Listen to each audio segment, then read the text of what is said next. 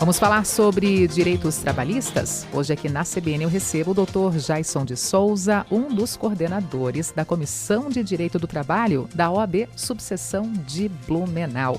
Dr. Jaison, muito bom dia, seja bem-vindo aqui à Rádio CBN.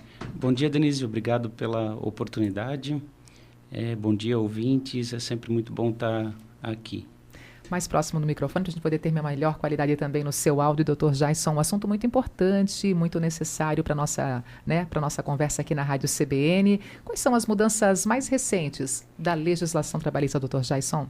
Bom, esse ano nós verificamos que existem muitas mudanças aí na área trabalhista, muitas coisas feitas por medidas provisórias, como a recente que instituiu o contrato verde-amarelo, né?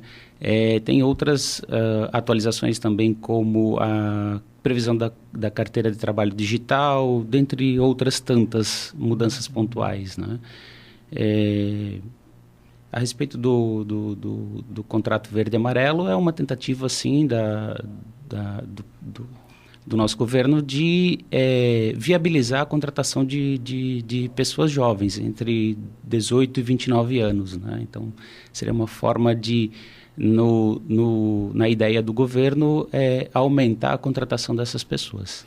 Eu tenho aqui informações que a medida provisória que Sim. incentiva a contratação de jovens entre 18 e 29 anos de idade recebeu 1.930 emendas com sugestões de mudanças apresentadas por deputados e senadores.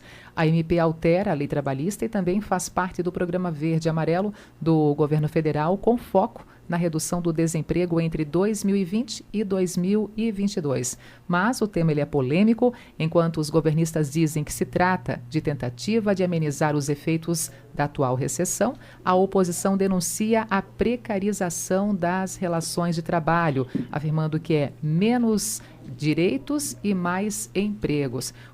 Como é que o senhor se coloca diante dessas duas situações, esses dois olhares envolvendo aqui o contrato verde e amarelo? Denise, eu não vejo como uma precarização de direitos trabalhistas. Veja bem, todos os direitos constitucionalmente assegurados estão contemplados pelo contrato verde e amarelo, né? O que há, sim, é uma desoneração, digamos assim, sobre a contribuição que o empregador faz sobre esse empregado, né? Ele isenta o pagamento da contribuição patronal de 20%, do salário de educação e aquelas contribuições ao Sistema S, SESC, SENAI, SENAT, enfim, né? Em relação aos direitos propriamente ditos, estão assegurados a remuneração, né, com a observância do salário mínimo nacional como base, né, 13º, férias, tudo na forma prevista na CLT e demais. Assim como assegura também tudo que for acordado mediante convenção coletiva ou acordo coletivo de trabalho. O contrato verde e amarelo, ele coloca também em evidência o que diz respeito ao trabalho, por exemplo, nos domingos e feriados, doutora? Na verdade, dentro da própria MP que cria essa modalidade de contrato verde e amarelo, que é, na verdade, uma nova espécie de contrato por prazo determinado, ele sim tem um artigo que estabelece a possibilidade de trabalho aos domingos e feriados com a substituição da folga nesses dias por um outro dia durante a semana. Uhum. Estamos há um ano também de outras importantes mudanças envolvendo a nossa CLT. Foi ainda no governo do presidente Michel Temer apresentado aquelas mudanças. Passado um ano, também impactos diretos. Quais seriam os principais pontos que o senhor poderia aqui também colocar em evidência nessa relação trabalhista entre empregado e empregador? Bom, um dos principais pontos que a gente observa no dia a dia é uma sensível redução nas demandas trabalhistas. Pelo que me consta, hoje não se tem grandes volumes, mas sim qualidade nas ações, principalmente devido à questão da sucumbência. Então, se o empregado demanda alguma verba em que ela seja duvidosa e ele venha a não ter êxito nela, né? Ele não tenha uma sentença favorável, ele pode sim vir a pagar honorários sucumbenciais para a parte contrária.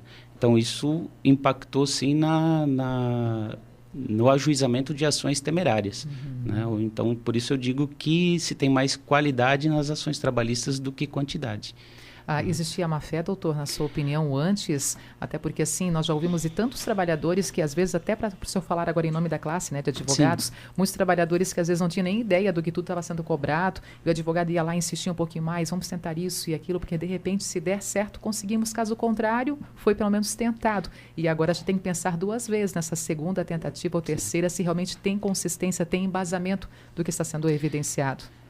Denise, eu não gosto de acreditar em uma fé, mas uma falta de orientação, talvez. Existiam sim ações bastante temerárias, só de olhar para ela, os pedidos eram dos mais variados possíveis e certamente, em alguns casos, mais de 50% não eram absolutamente devidos nenhum valor. Então, esse tipo de ação acabou. Acabou. Então, se hoje um empregado realmente tem direito a alguma verba que lhe foi sonegada, ele vai pleitear, não vai ter problema algum, não corre risco algum. Agora, se ele tem uma lide temerária, algo que seja uma aventura jurídica, ele certamente vai sofrer os rigores da legislação. Outra mudança que o senhor colocou só como assim a apresentação, uma manchete dessa nossa conversa foi a carteira de trabalho digital. E agora eu peço então para poder melhor esclarecer para os nossos ouvintes a carteira de trabalho digital, o que muda e ao mesmo tempo aquela nossa carteira, toque por toque, mãos, folhinha por folhinha sendo Sim. também ali apresentada, olhada, as experiências profissionais. O que significa ela a partir de agora com a carteira de trabalho digital? Bom, a carteira de trabalho digital, ela surge como uma forma, o governo tem implementado muita digitalização dos documentos, de papéis. Né? Então, a carteira de trabalho digital, ela substitui a nossa carteirinha azul, né? Não quer dizer que eu devo jogar a carteirinha azul fora.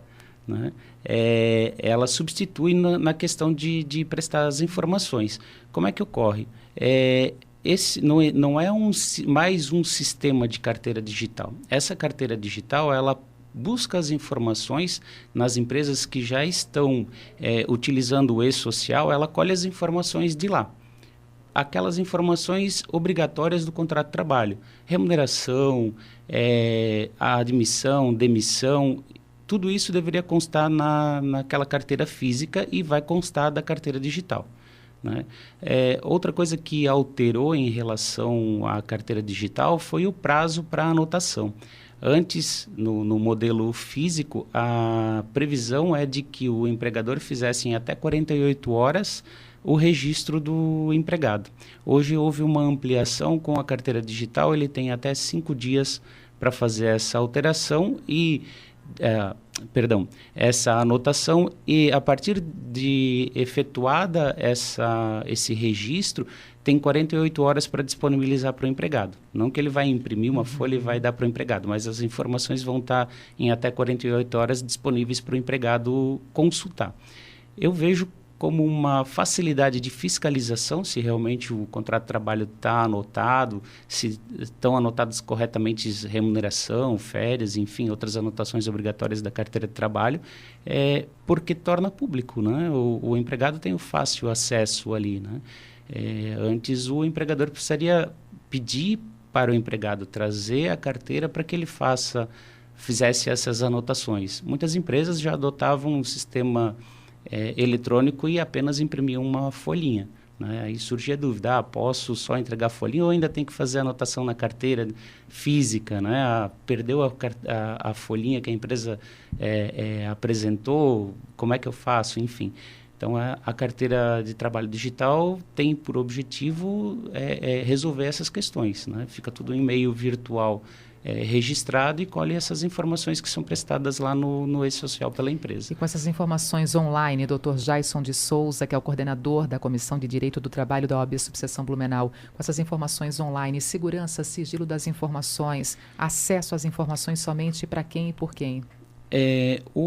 Para obter essa carteira de trabalho digital, o empregado precisa fazer um cadastro no próprio site da Secretaria de Trabalho e Emprego, mediante um login e uma senha.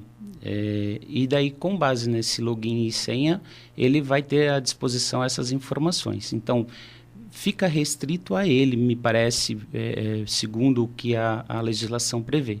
né, essas informações, não torna público a terceiros, né? Rapidamente, nessa semana, temos um dinheirinho extra, o 13º, primeira parcela, né, sendo paga até o dia 30, nesse caso, dia 30 é sábado, então até o dia 29. Orientações e direito assegurado do 13º também, doutor, nessa informação para o trabalhador e para o empregador. Bom, a observância do prazo, né, e em relação ao 13º, se estão sendo apuradas todas as médias corretamente, enfim. Mas o mais particular é realmente o prazo a ser observado para o pagamento, que é agora. É possível oferecer uma segunda possibilidade de pagamento para o trabalhador quando falamos no 13º salário? Por exemplo, quem não pagar até o dia 30, agora no caso até o dia 29, que é o último dia útil do mês de novembro, doutor, existe uma outra possibilidade assegurada, garantida, sem gerar uma implicação por parte da empresa, envolvendo a empresa? Sim, ele pode ser pago até dia 20 de dezembro a segunda parcela.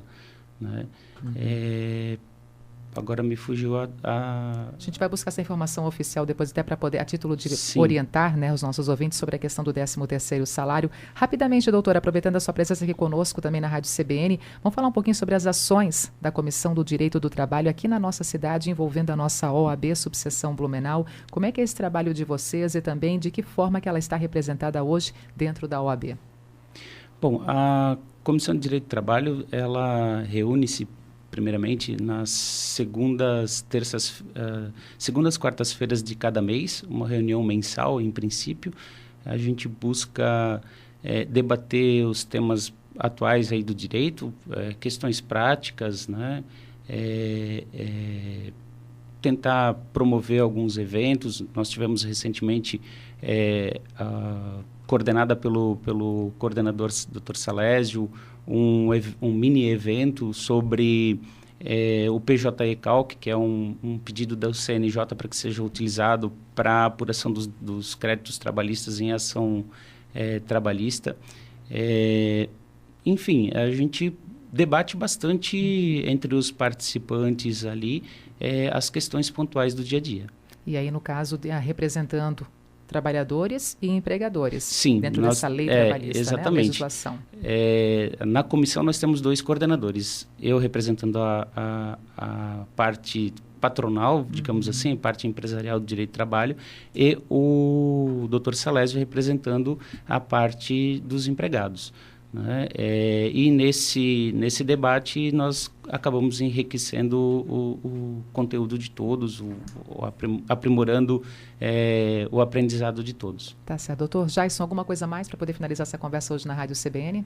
Bom, eu novamente reitero o agradecimento aqui e fico à disposição se tiver alguma outra oportunidade de dúvidas, alguma coisa assim. Tá certo. Muito obrigado, um bom dia e também obrigada por estar conosco aqui no nosso estúdio hoje, tá? Obrigado. Até mais. Dr. Jaison de Souza, um dos coordenadores da Comissão de Direito do Trabalho da OAB Subseção Blumenau, nessa entrevista aqui na Rádio Que Toca a Notícia.